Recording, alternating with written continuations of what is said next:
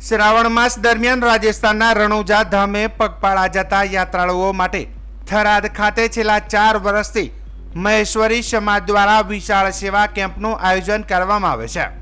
આ કેમ્પમાં યાત્રાળુઓને રહેવા, નહાવા ધોવા, ભોજન સહિત તમામ સુવિધાઓ પૂરી પાડવામાં આવે છે।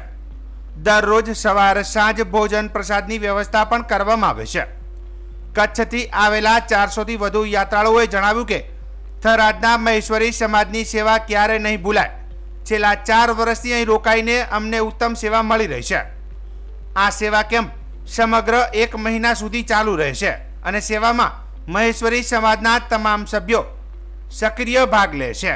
આયોજન ક્યાં જવાનું છે? શિરવાણીયાથી આવી છે। શિરવાણીયા સાયલા તાલુકો, સુરેન્દ્રનગર જિલ્લો, ત્યાંથી આવી એટલે 15 દિવસે અમે પહોંચવી છીએ અને રામદેવડા જૂના રણુજા।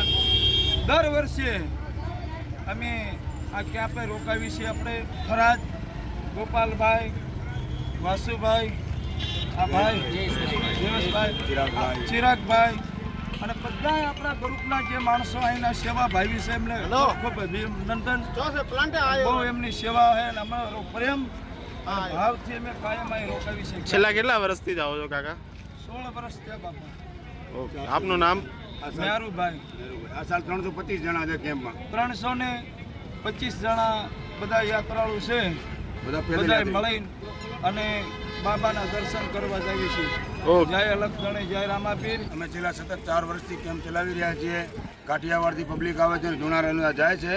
એના માટે અહીંયા વિસામા માટે ખાવાની, પીવાની, રહેવાની, નાવા ધોવાની બધી સુવિધા સંગાથે મહેશ્વરી સમાજ થરાદ દ્વારા સેવા કેમ્પ સતત 4 વર્ષથી ચલાવવામાં આવે છે અને અવારનવાર આવા મોટા મોટા 200, 300 માણસોના કેમ્પો પણ અમારી સંઘો પણ અમારા કેમ્પ ઉપર આવે છે। એમને બધી સુવિધા રહેવાની, નાવાની, જમવાની, ધોવાની અમારી સમાજ દ્વારા પૂરી કરવામાં આવે છે। બોલો રામ।